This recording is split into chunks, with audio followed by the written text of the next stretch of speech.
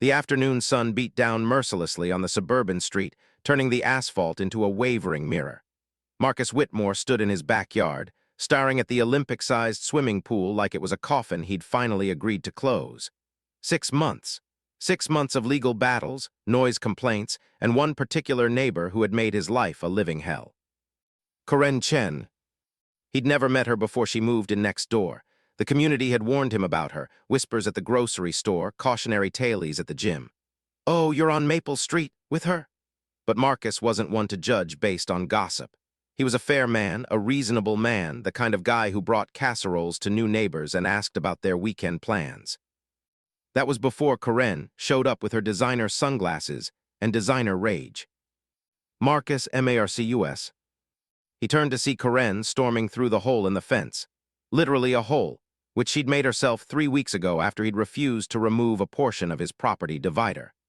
She was wearing white linen pants, crisp as a military uniform, and her face was the particular shade of red that suggested she'd been practicing this outburst since sunrise. "Corinne, hi, what can I do for you?" Marcus kept his voice level, his hands visible. He'd learned this technique through trial and error like approaching a wild animal. "What can you do? What can you do?" She laughed, a sound like breaking glass. "You can stop this ridiculous nonsense with the pool. My daughter is devastated. Do you understand what you're taking from her? Her entire childhood memories revolve around this pool." Marcus blinked. "Your daughter has never been in my pool." "That's not the point," Corinne's voice climbed. "The point is the principle. The point is that you are deliberately targeting my family to make us miserable. I know what this is about. You're upset because my husband got the promotion you wanted." This was the problem with Corinne. Everything was personal to her. Everything was an attack. Everything was a chess move in some elaborate game only she understood.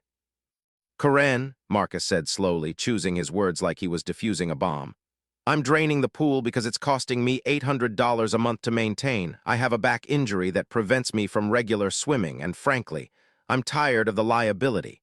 There's no vendetta. There's no conspiracy. It's just a pool." "Just a pool?" She stepped closer, and he caught the scent of her perfume, something expensive and aggressive. "Do you know what your pool is? It's a monument to your arrogance. While my daughter sits in our apartment watching the water shimmer through the fence, you're here with your big house and your big pool and you're big." "I'm going to have my contractor start tomorrow," Marcus interrupted, not unkindly. "The draining process takes about 3 days. I thought I'd give you a heads up out of courtesy."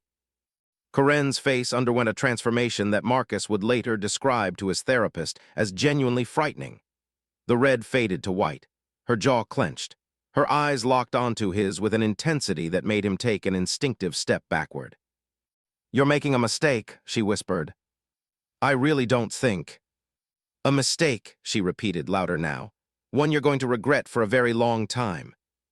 She turned and walked back through the hole in the fence, her designer sandals clicking against the concrete like a countdown timer. Marcus stood alone in his backyard, listening to the ambient buzz of summer, cicadas, distant traffic, the sound of the neighborhood existing around him. He told himself she was all bluff. He told himself that draining a pool was not an act of war. He told himself that reasonable people didn't escalate conflicts to this degree over residential amenities. He was wrong. The contractor arrived at 7 a.m. on a Tuesday. Marcus watched from his kitchen window as Danny, a squat, professional man who'd been in the business for 22 years, set up his equipment. The massive pump hummed to life, and water began its journey from the pool into the storm drain system. Marcus had notified his homeowners association. He'd checked the municipal codes. Everything was legal, permitted, and proper. He felt, for the first time in 6 months, like he was reclaiming some agency over his own life. By noon, there were 3 police cars in his driveway. "Sir, we've received a complaint," Officer Patricia Delgado said, holding a clipboard with the kind of weary patience reserved for people who deal with suburban disputes. "Your neighbor alleges that your pool drainage is creating a nuisance, specifically water runoff into her property and also," she paused, checking her notes, "a relentless mechanical noise of your pump is causing her daughter to miss school due to acute psychological distress." Marcus felt his face go hot. Her daughter is in school, it's noon, she's literally at school right now. "That may be," Officer Delgado said diplomatically, "but we are required to document all complaints." Technically, you do have the drainage system set up in a way that could route water toward her property line, if you adjusted the direction. I'll adjust it, Marcus said immediately. He didn't want to be unreasonable. He didn't want to be the person the neighborhood talked about. Officer Delgado nodded, made some notes, and left. Crisis averted, Marcus thought. This is fine. This is manageable. It was not fine. It was not manageable. Over the next 2 days, Karen filed 6 additional complaints. One claimed he was illegally removing residential water that belonged to the municipal system. False. One claimed the drain runoff was contaminated and posed a public health hazard. Absurdly false. He'd had the water tested. One claimed Marcus had made threatening gestures toward her from his driveway. He hadn't, though he had waved, which she'd apparently interpreted as hostile. The police came again on Wednesday, then again on Thursday morning. By Friday, when the pool was completely empty, a sad, cracked basin exposing seasons of algae and neglect, Officer Delgado came alone, off the clock, just to talk. "Look," she said, leaning against her patrol car, "I've been doing this for 18 years. I know a pattern when I see one. Your neighbor is looking for a fight. I can see her making the calls. I can see the desperation in them. My advice, document everything, keep records, get yourself a lawyer because this isn't going to stop with the pool." Marcus felt something cold slide down his spine. "What do you mean?" "I mean," Delgado said, her voice dropping, "that people like her don't just stop. They escalate. They redefine the boundary. They find new things to be angry about. You're not the first person I've dealt with on this street, and I have a feeling you won't be the last." After she left, Marcus sat on his empty pool's edge, dangling his feet into that shallow, airless space. 6 months of his life had been consumed by Karen Chen. Every night he'd lain awake, cataloging her grievances, trying to understand where he'd gone wrong. The answer was simple. He hadn't gone wrong, she had. But knowing that didn't stop the dread that had begun to colonize his chest. 2 weeks passed. Blissful, quiet weeks where Marcus almost believed Officer Delgado had been wrong, that Karen had somehow decided to move on. Then his water bill came. He read the number 3 times, convinced there was a decimal error. $3,400. That was impossible. He drained the pool. His usage should be minimal: shower, toilet, cooking, laundry. The water company sent someone out. They found it. Someone had installed a second meter on his property, hidden behind the shed, and had been running water through it for weeks.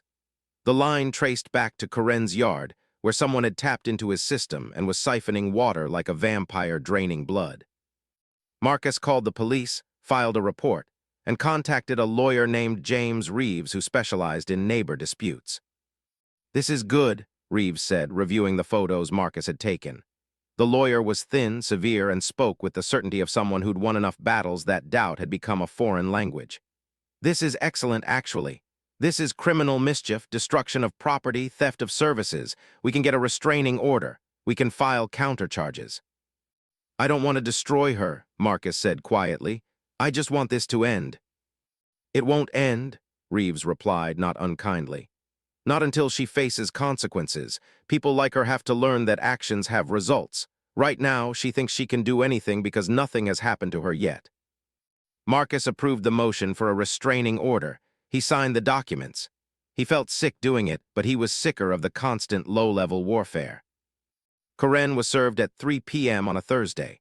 Marcus watched from his window as the process server, a large woman in business casual, handed Karen the papers at her front door. Even from a distance, he could see Karen's body language shift, the way she stiffened, the way her hand went to her mouth. She looked up directly at his window, and their eyes met for half a second. That was when Marcus saw something that would haunt him, not rage, but something that looked almost like vindication. Like this was exactly what she'd been waiting for, like he'd finally given her what she needed. The restraining order was supposed to be simple. Karen could not approach his property, could not contact him directly, could not engage in any form of harassment. Violations would result in arrest and a criminal record. It lasted 4 days. The violation came in the form of a registered letter, mailed from Karen's address. Inside was a handwritten note, each letter printed in precise, shaking capitals. "I know what you did to my family. I know about your past, and I'm going to make sure everyone else knows too." Marcus read it 3 times, his confusion growing with each repetition. His past? He'd had a normal childhood, a successful career, a clean record. What past was she referring to? He called Reeves immediately. She violated the restraining order. "We can file another motion," Reeves said, but his voice had changed. "But Marcus, here's what I need to know. Is there anything in your past that she could use against you?" "What do you mean?" "Anything, a mistake, a relationship that ended badly, a business deal that went sideways, anything she could twist, exaggerate, or use to damage your reputation." Marcus searched his memory like searching a dark room for something he'd dropped. Nothing. His college years had been studious, his relationships had been mature and respectful, his professional reputation was spotless. "No," he said, "there's nothing." "Then she's making it up," Reeves said. "Which means she's desperate, which means we're winning. But Marcus, I need you to understand something. Desperate people are dangerous people. They're unpredictable. They don't play by the rules anymore because they've decided the rules don't apply to them."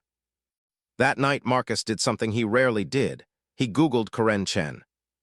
What he found made his breath catch.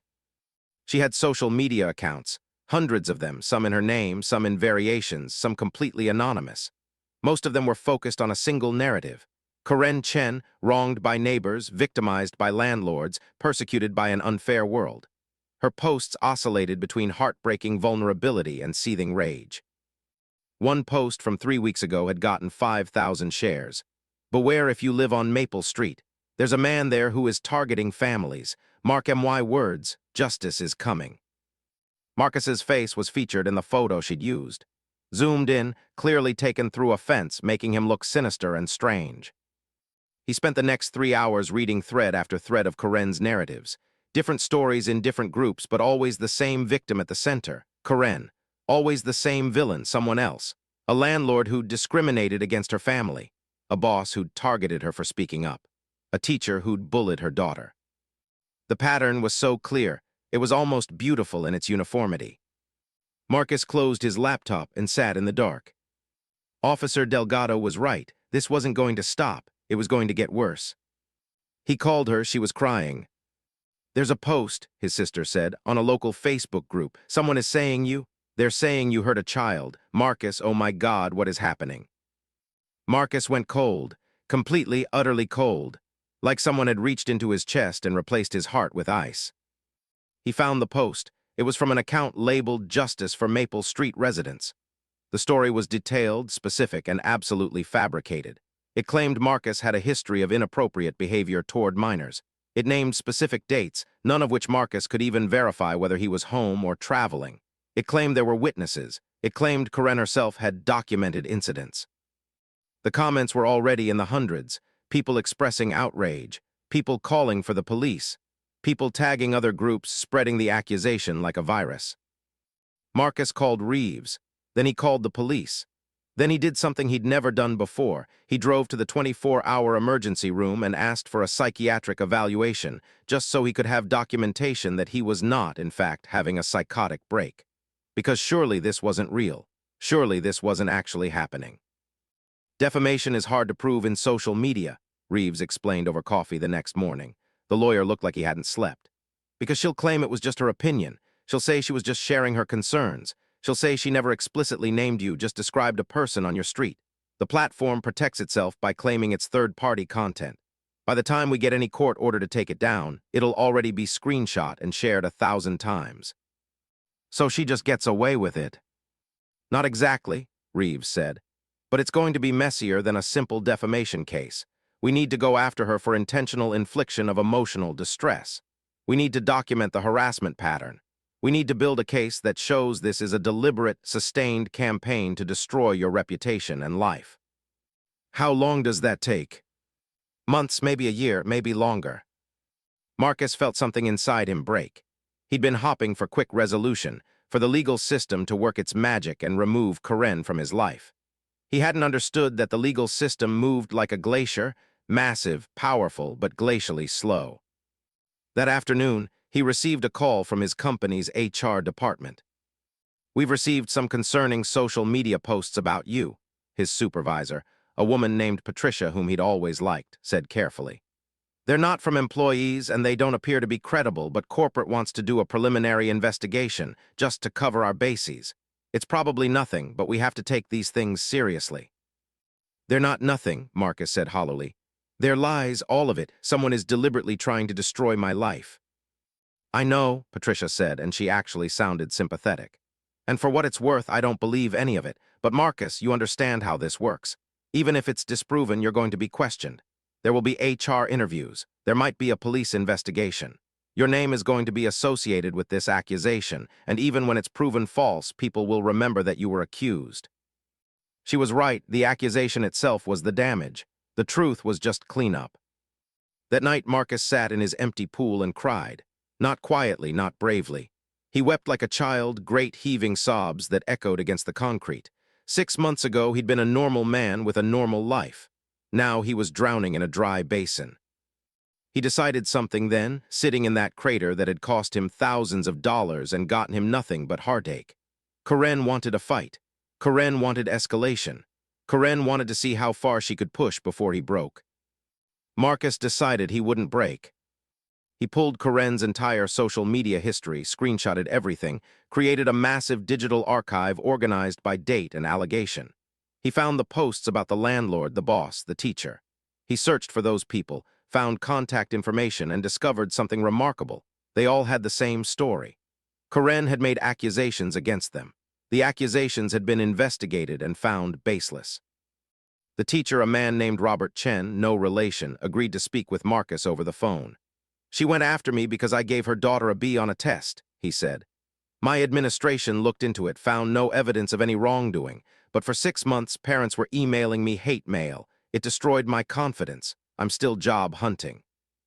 The landlord, a woman named Susan Price, was even more forthcoming.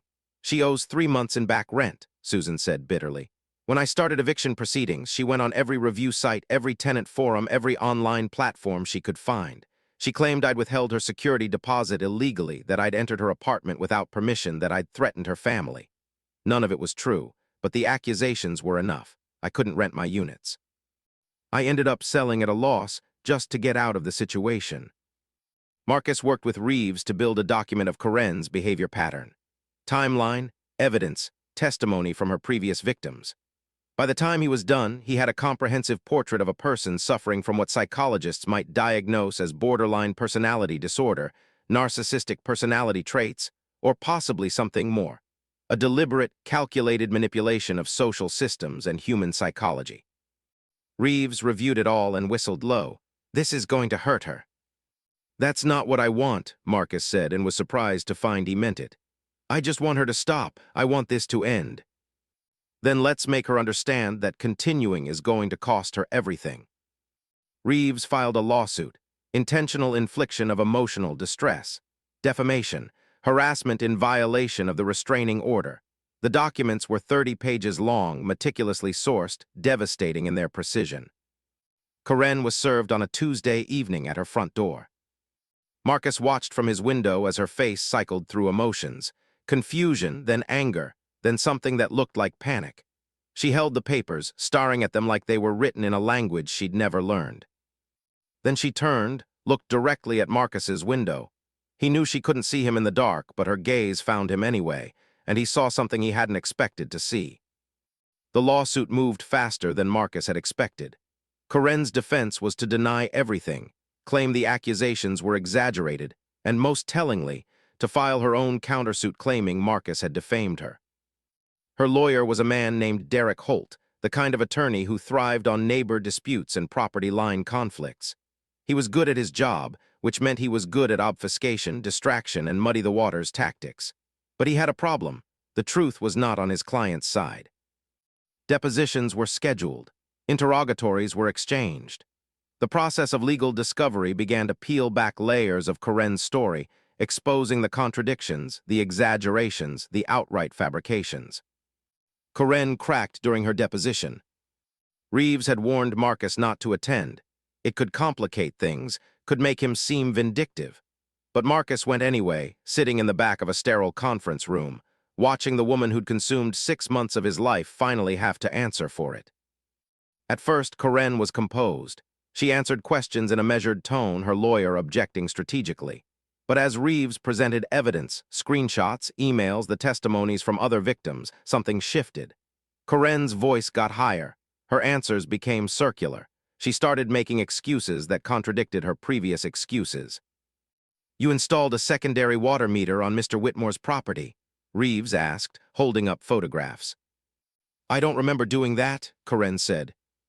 "Your daughter testified in writing that you did, specifically to cost him money for his selfishness. She's a child, she misunderstands things. A child who, according to school records, hasn't missed a single day of school due to psychological distress from pool noise. I was protecting her from. From what, Ms. Chen? From a man exercising his legal right to maintain his own property." Reeves went through each accusation methodically, like a prosecutor dismantling an alibi. And with each one, Corinne's composure shattered further. By the end, she was crying, not the controlled tears of a sympathetic witness, but the desperate sobs of someone watching their narrative collapse. "I just wanted people to understand," she whispered. "Understand what?" Reeves asked, not unkindly. "That I matter, that my family matters, that we're not invisible." Reeves exchanged a glance with Marcus's attorney. There it was, the thing underneath all of it. Not malice necessarily, though there was that too. Underneath was something sadder, a human being so desperate to be significant that she'd created meaning through accusations, had built identity through conflict. The case settled 2 weeks later. Corinne agreed to a stipulation. She would cease all contact with Marcus. She would remove all social media posts concerning him. She would make public retractions of her accusations. She would pay a settlement of $40,000, split between legal fees and damages. And she would see a therapist as part of the agreement for a minimum of 6 months. Most importantly, she agreed never to contact Marcus or approach his property again. It should have felt like victory. When Marcus read the settlement, he felt nothing but a hollow, aching emptiness. 3 months later, Marcus stood in his backyard watching contractors install a new pool, smaller than the original, but beautiful, lined with black tile that made the water look like liquid sky. His therapist had suggested it. "You need to reclaim that space," Dr. Morrison had said. "You need to prove to yourself that she didn't take your life, she just delayed it." Reeves had handled the restraining order renewal, filed protective measures, and generally ensured that the legal system had Corinne's name cataloged for future reference. The teacher, the landlord, and 2 other neighbors Corinne had targeted had all been contacted by Reeves, informed that the harassment pattern had been documented. If she tried again, there would be grounds for immediate arrest. The community's perception had shifted too. What had started as sympathetic toward Corinne, poor woman, difficult neighbor, classic he said, she said, had transformed once the evidence became public. Not cruelty exactly, but a kind of wary distance. People didn't invite her to block parties anymore. Her daughter, the one she'd claimed was suffering, seemed to have normalized her life. Marcus had seen her walking home from school, laughing with friends, unburdened by the narrative her mother had constructed around her victimhood. Marcus had seen Corinne once, about a month after the settlement. She was getting out of her car in her driveway as he walked past with his dog. Their eyes met. For a moment they were just 2 neighbors, 2 people who'd occupied the same block, breathing the same air. Corinne looked away first. He didn't see triumph in that moment, just finality. The story was over. The conflict was resolved. They would now simply coexist, separated by a fence and a legal agreement, 2 people learning to live on the same street without destroying each other. The pool filled over 2 days, blue water pooling where there had been nothing but concrete and memories. Marcus sat on a lounge chair, watching the light dance across the surface, and thought about how much of life was just about showing up, holding boundaries, and refusing to match another person's level of chaos. He'd learned something nobody teaches you in the guidebook for normal suburban life. That sometimes the neighbor next door is fighting a battle inside their own head. A battle that has nothing to do with you, but everything to do with their need to matter. And sometimes, the kindest thing you can do is set a firm boundary and let them figure out who they are when they're not defined by your opposition. His sister called that evening. "How are you feeling?" she asked. "Better," Marcus said, and found that it was true. "Different, not the same person I was before, but better." "She was sick," his sister said. "I looked up some of the stuff her lawyer mentioned during the depositions. I think she actually has something wrong with her, personality disorder or something." "Yeah," Marcus agreed. "I think so too." Does that make it okay what she did to you? Marcus considered this. No, but it makes it understandable, and understanding isn't the same as forgiving, but it's close enough. That night, Marcus got in his new pool for the first time. The water was warm, welcoming. He floated on his back, staring up at the stars, and felt something like peace. In the backyard next door, a light came on in Corinne's kitchen. Marcus could see her silhouette moving around, preparing dinner. He wondered if she thought about him. He wondered if she understood what she'd done. He wondered if she was seeing the therapist, actually working on the thing inside her that had demanded so much destruction. He decided it didn't matter. What mattered was that the pool was filled. The lawsuit was settled. The boundary was set. And Marcus Whitmore, normal man from Maple Street, was going to go on living his life with or without Corinne's approval, her accusations, or her understanding. The water held him, weightless and safe, and for the first time in 6 months, Marcus felt like he could breathe.